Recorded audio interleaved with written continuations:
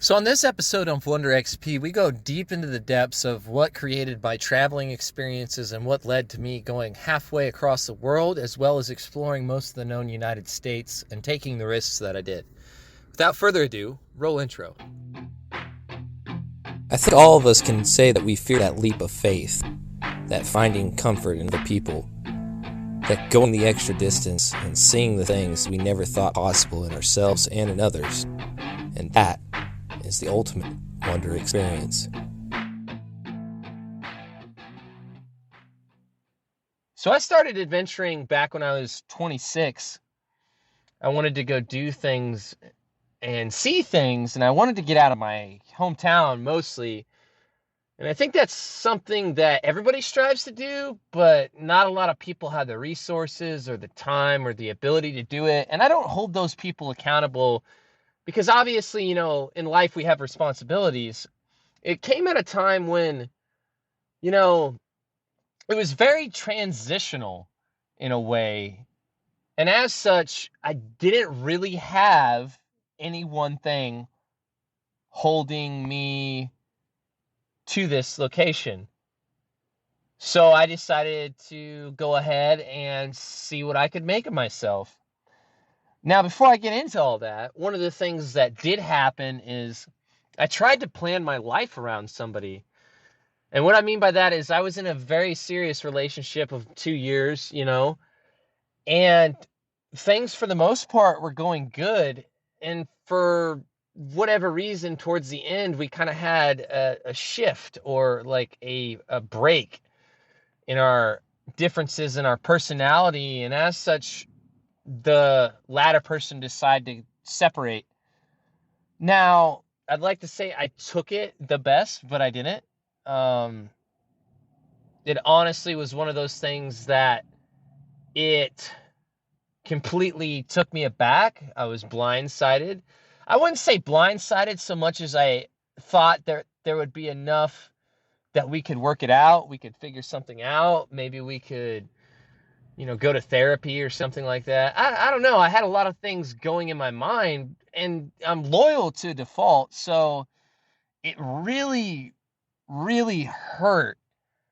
And as such, it took a very long time to heal from that.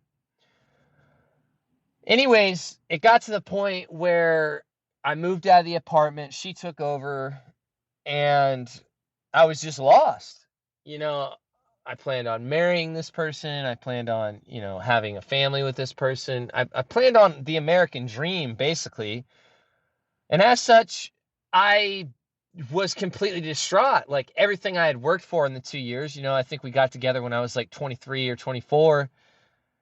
If there's one piece of advice that I could give men, I would say if you can't find somebody suitable within like your 20 to 21 area, go balls to walls and do something else. Like just the woman of your dreams will come. Just go ahead and do whatever it is you want to do.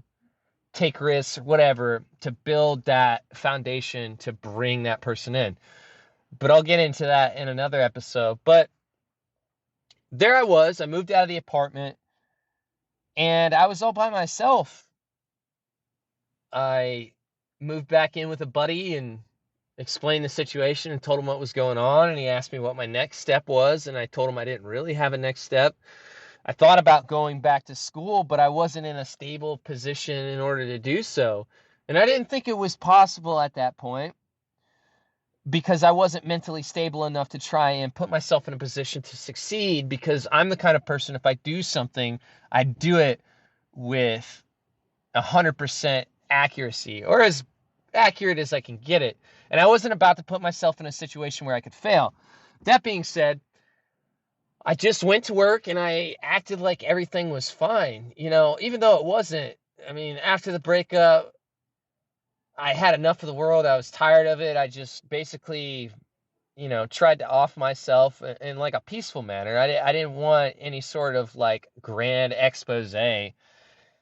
And so I found myself in the middle of a road on a country highway, in the dirt roads of Nebraska.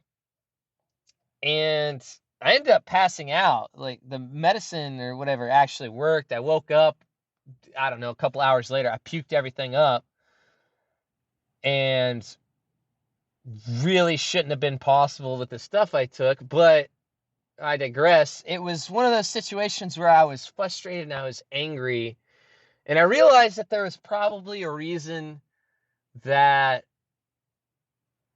I didn't succeed in it. Like, somebody, something, or some higher power wanted me here. So I said, all right, fine. You want me to live out this whatever existence, this miserable like, I'm literally shouting on a dirt road, if you can imagine this. And I got back in the car and I drove back home and I went to sleep and I went to work the next day. So then I created this folder, right? Because there was things I wanted to do. So I was just like, all right, what do we do? I had this great plan. I was going to travel the United States and the world. I was going to just get the hell out of Dodge, right? So I made this folder. I put in all sorts of different locations. Most of them I got from Instagram and other places. And one of the things that this person wanted to do before we broke up is she wanted to try and do the Pacific Crest Trail. And I thought she was batshit, because the Pacific Crest Trail is, I think it's like almost 2,000 something miles. It's dangerous. It takes you through a lot of inhospitable areas. And I'm looking at this frail person like she has no idea, right? So, I was like, whatever, she's crazy. And, she just wanted to escape from reality. And I had lived in Lincoln, not even 2 decades, a decade of my life, right? So I'm sitting there and I'm looking at this folder and I'm building it and putting things in it that I want.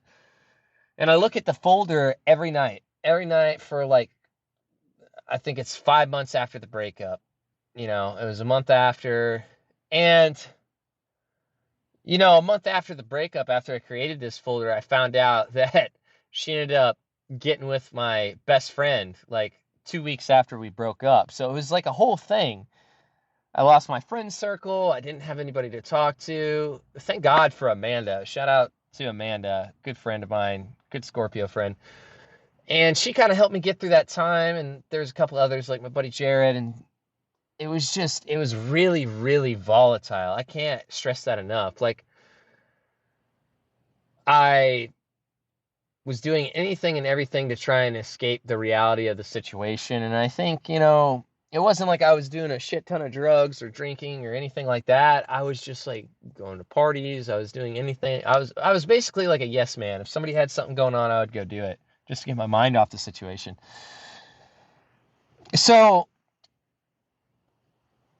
as I created this folder, right, I started looking at it and visualizing every night and hearing the sounds and having background music. I was really big into meditation. Honestly, I need to get back into that. It's one of the things I need to work on. But it levitated me to a position. And I was like, all right, I can dream all I want, but how the hell do we make this a reality?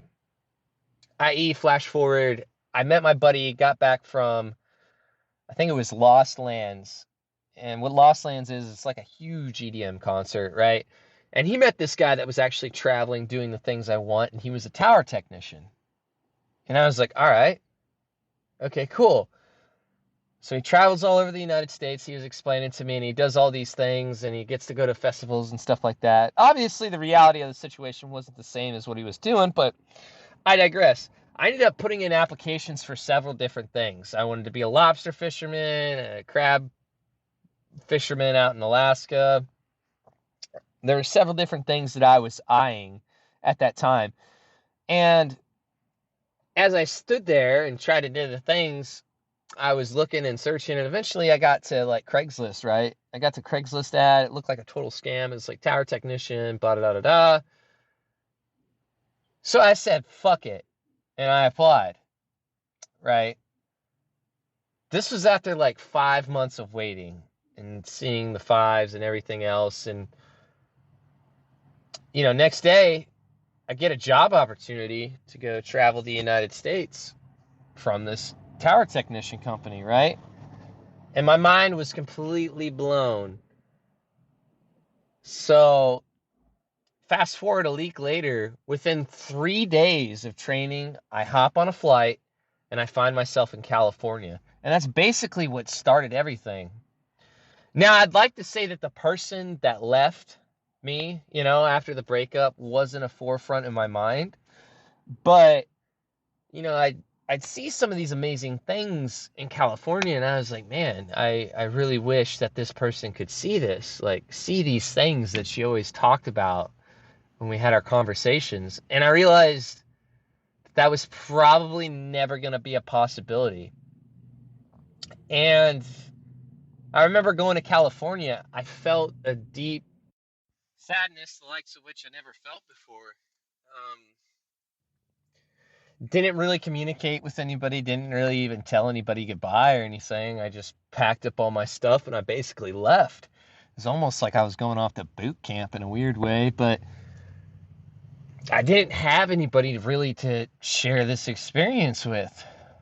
So I tossed the idea of being an influencer in my head, but working 70 hours a week, I was like, there's no feasible way that this could happen. I could do this. And I didn't even know if I was capable of doing this job, honestly. There's many times within the first month that I thought about quitting just because of how brutal it was at first, because my body wasn't used to that kind of exercise. Climbing 200 feet on a 6,000 foot elevated mountain, it'll do that to you. It'll definitely do that to you. But I did the first tower and I was like, all right, I've got nothing to go back to, so I got to keep going forward, whatever forward looks like. And that's basically what I did. Couple weeks later, we end up in this town called Ukiah, California. Great town. Loved it. Reminded me a lot of like a hippie central city that I grew up in. So I'm sitting there in this town, and somebody tells me that there's a Buddhist monastery on top of the hill that was founded by this couple that had walked from either Los Angeles or San Diego, I can't remember which town, and they would take 3 steps and bow the entire trip, which is like pretty close to like 1,000-ish miles. I can't remember off the top of my head. It's somewhere around 800 to 1,000 miles that they did this. So I was like, all right, I got the day off. I'm going to go see this thing. So I went in there and they were doing their things. I ate some of their food. It was pretty cool. So I sat there and then I stopped and I meditated with this monk.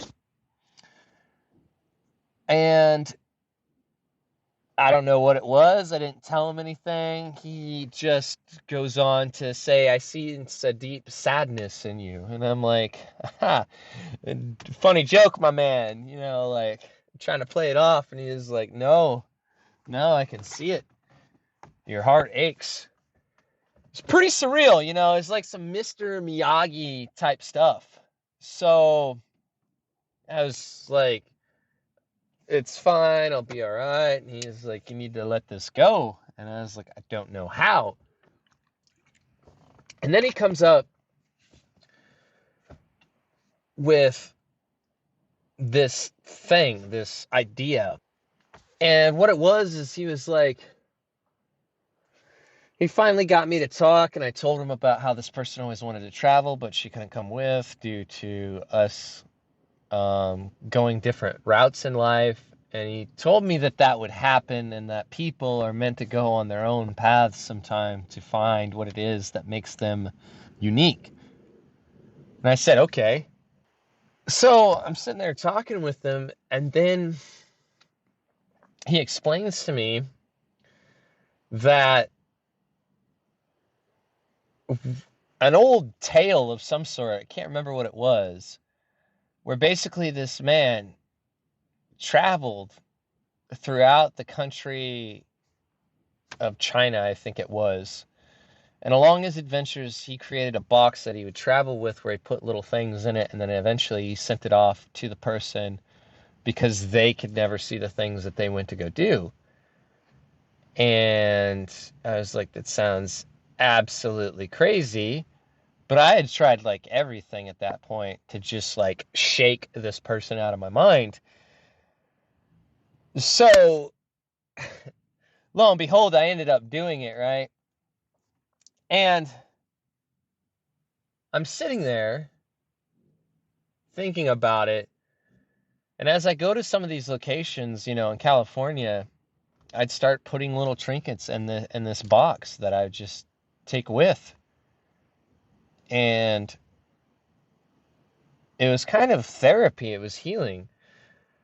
One of the other things I did was the reason I started getting into videos and everything else is because that was my way of healing. Like, I didn't go see a therapist. My friends pretty much didn't want to talk to me about it, and I didn't really want to talk to them about it after a while.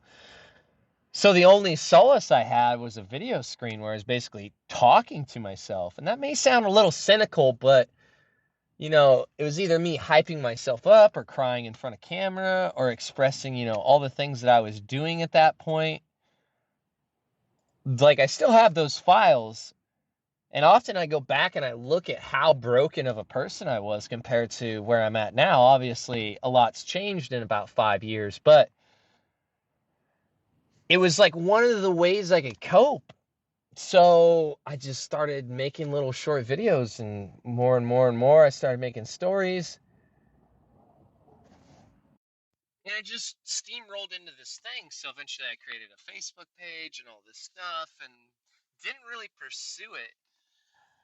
So I left California and I came back home after being in California for almost a month and a half, right? After being in California for a month and a half, I was uniquely different of a person because my landscape had changed. I seen mountains, rivers, streams. I drove several hundred miles, if not 1,000 miles. I'd seen these cities. I seen smog. I seen a gay club, like an actual gay club in Sacramento. It was pretty cool. When I went to that club, actually, a group of lesbians and gay dudes sat around me and we started talking, and I didn't know it was a gay club. It was kind of a joke that somebody pulled on me that was in the office in California. So I ended up going there, but it was astonishingly uplifting. We basically talked. I explained to him why I was there, and led to the conversation of that person, and then they told me that as a Midwest person, for you to just come out here says a lot about how resilient I am, and lifted me up and smoked me up. And I was like, hell yeah.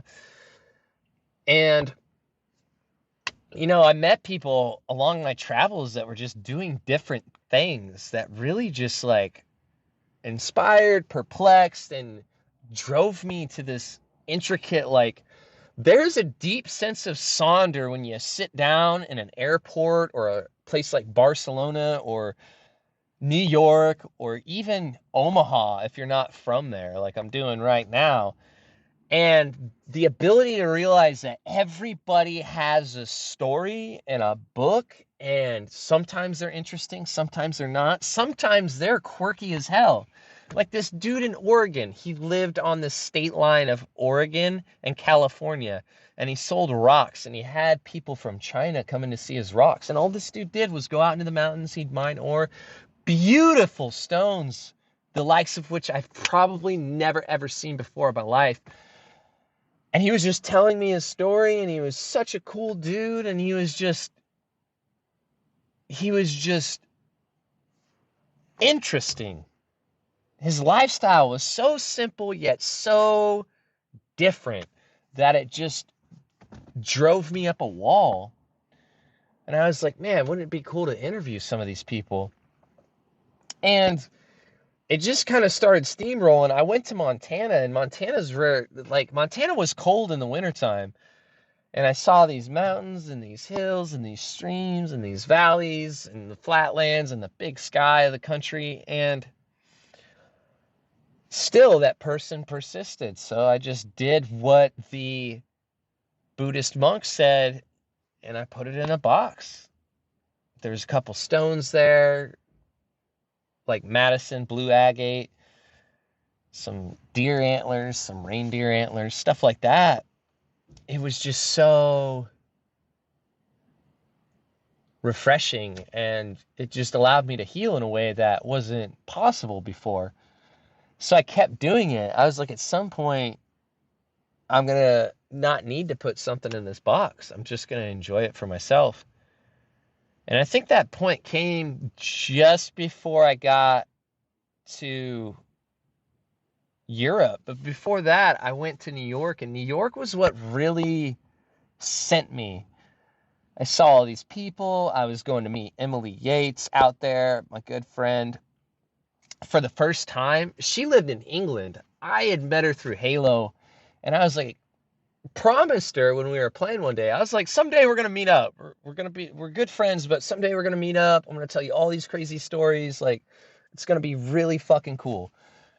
And so I did, and upon entering New York, I met what I would call like my soul group. Like, we connected, we clicked. It was like firing on all cylinders, like a V8 engine that's just tuned to perfection. And I had an interesting time. I'd meet people randomly and have random encounters, including one where this girl took me to this like art collective where they had spray painted an entire building structure's side. And I still have photos to the day of that. And it was just something that I wouldn't get anywhere else. And I met somebody from Greece. I met all these people, all these different walks of life just converging together. And I told myself, like, I need to travel more. And I didn't even travel to like get rid of my problems. I traveled because I needed a change. I needed something different. And so I just kept going. And after the whole New York experience, I really realized that I have a vagabond soul.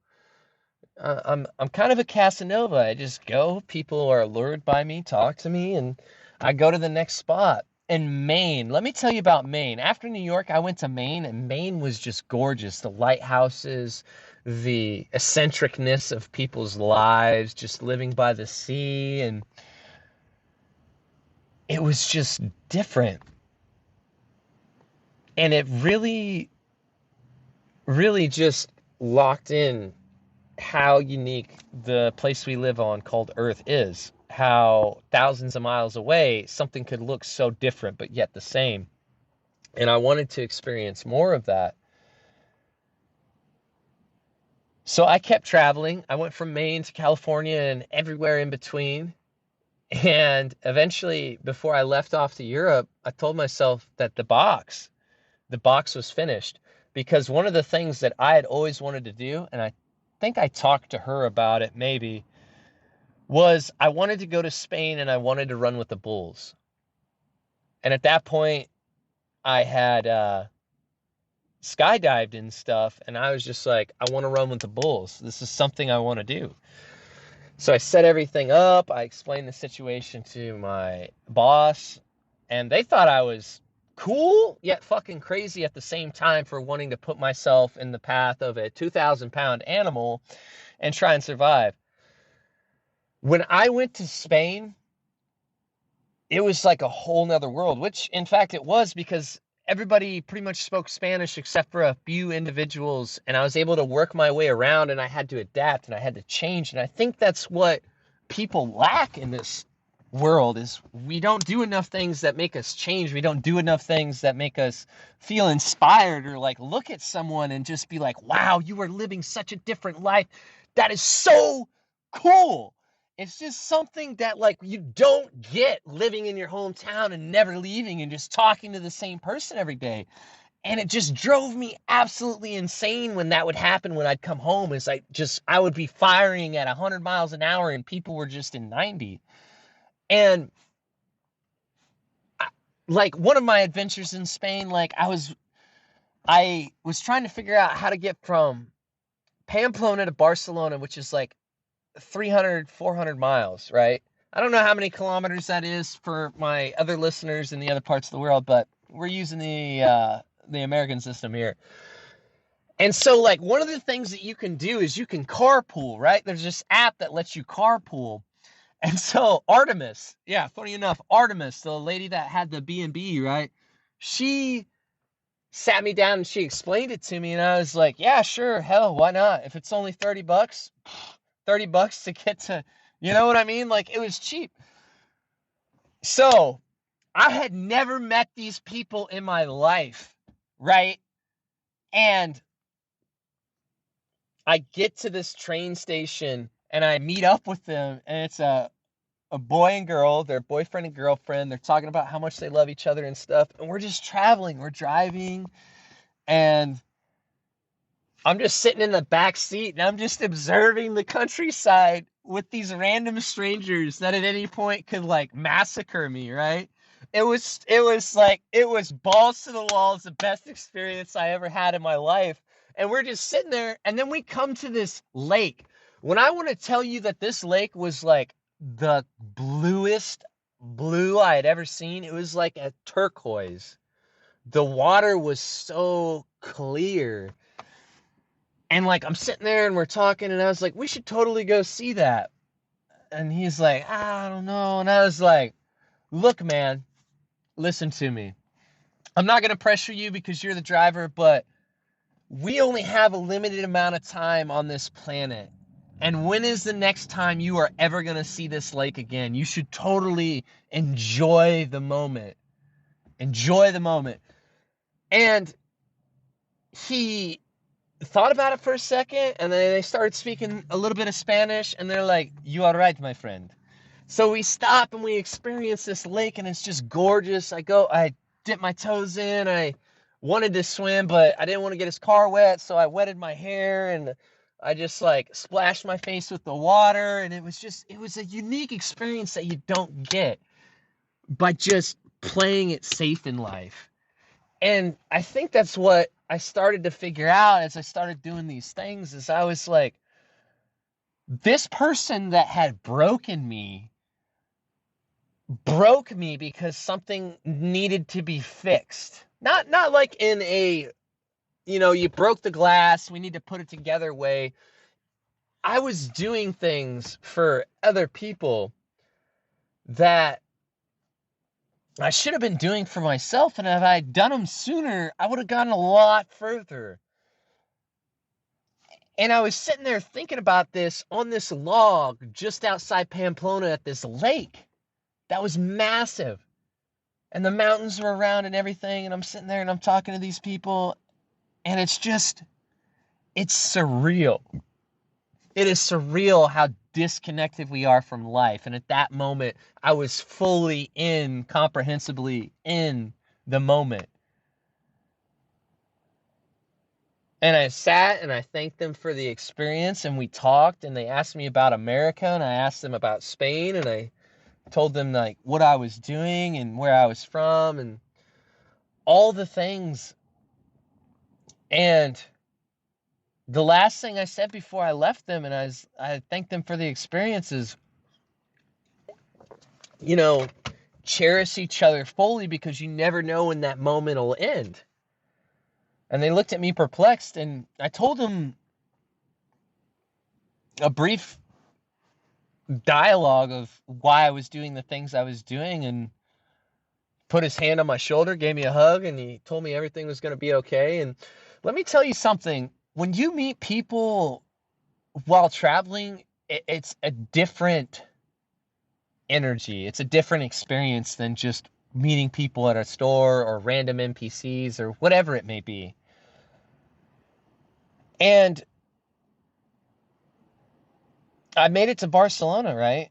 And like the architecture, the age of things, some of the visions I had of some of the places and stuff like that, it just really ingrained in the concept that this was something I was meant to do. And I took it in fully. And at that point, I didn't feel quite as alone. It was only until me and Emily got to Paris and we were looking at the Eiffel Tower, something that I'm pretty sure is every woman's dream, right? That I remember the conversation me and her had once, and I remember snapping a photo in my head and ingraining it and just taking this structure that had survived the Nazis and World War I and everything up until that point, at that moment that I was sitting there with all these people around it. And I remember telling myself that you can't go with me any longer on these adventures. I took you with me on enough of them in my head. Like, enough's enough. And at that point, I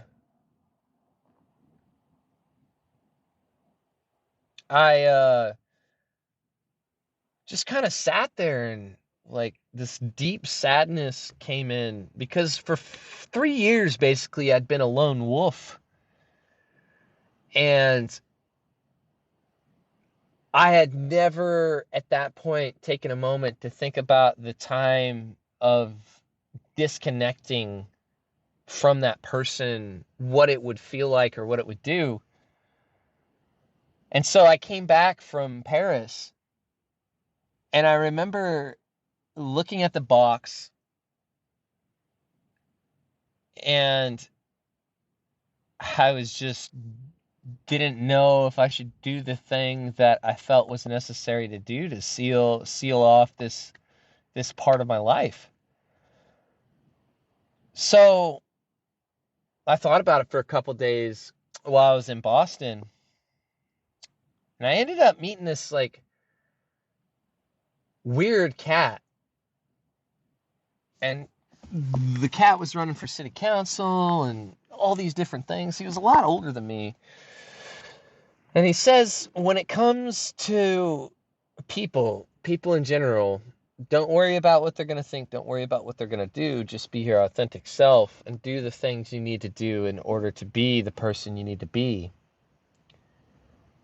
And he said, don't do it harming someone. Don't do it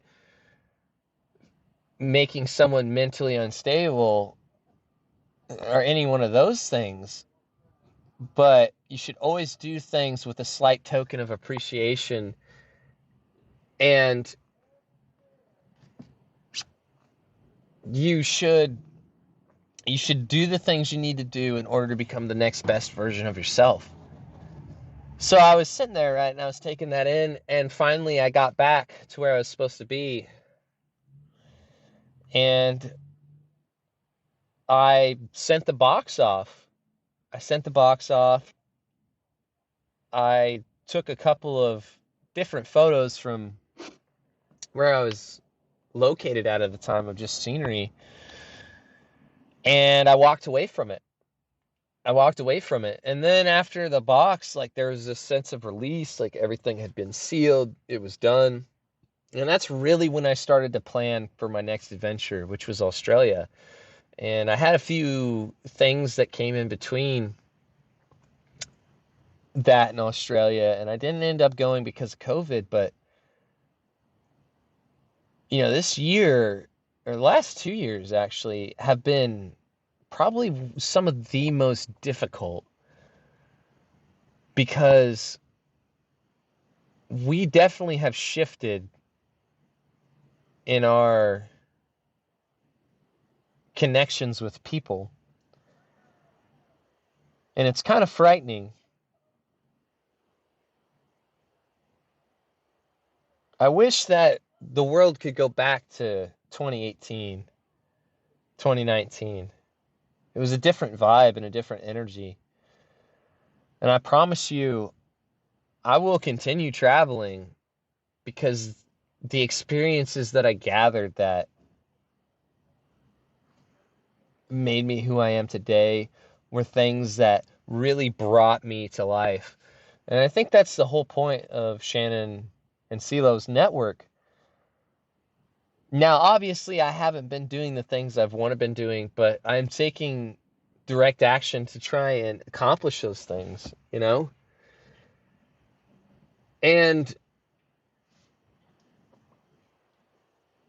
I've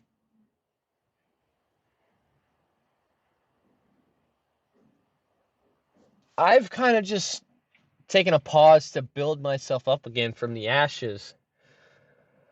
But I promise you that upon taking some inner reflection and stuff, when you're in a moment that is aligned with you, you will unequivocally know. You won't worry about it. There won't be any stress, nothing. You will just be in that moment. And there will be no question about it. There will be no distinction about it. You will feel it within your heart and in your soul. Your soul will just ignite with a flame the likes of which you've never experienced before in your life if you've never gone out and wandered. And honestly, probably I need to open up a little bit more about myself on this podcast if I'm going to be doing it, because one of the things that we love in superheroes is Superman, for all of his greatness and stuff, there's one major flaw he has. He's too perfect. He doesn't make any mistakes, and he doesn't fall ill to any of the troubles that bother us as humans. One of the reasons Spider-Man was so good is because he had problems like all of us. And I think maybe if I started alluding a little bit on some of those issues that I've faced along the way, maybe that would make me more relatable as a person. And I guess that's why I wanted to have this episode, is because honestly, didn't really have anybody to interview for this week, but I also knew that I haven't really told anything about myself. And I guess that's kind of something I need to start doing if I'm going to build a following and an audience and people that can relate to me, because with all my adventures and all my triumphs and stuff, I'm still not perfect at all. And I just want people to know that that's okay. That is okay. It's okay to fail. It's okay to try. But when you find your soul alive, believe me, it'll be something special that you won't forget. And I guess that's sometimes why we all need to find our own adventure. Thank you guys for listening. Thanks again for listening to the WanderXP podcast and following along on the journey. Go ahead and rate, like, and share this to any of the social medias that you so happily desire. Also, go ahead, if you feel the need to, bringmetolife.com/WanderXP, where you can donate to the cause and help me bring more amazing people on this page. And as always, sometimes you just need to make your own adventure.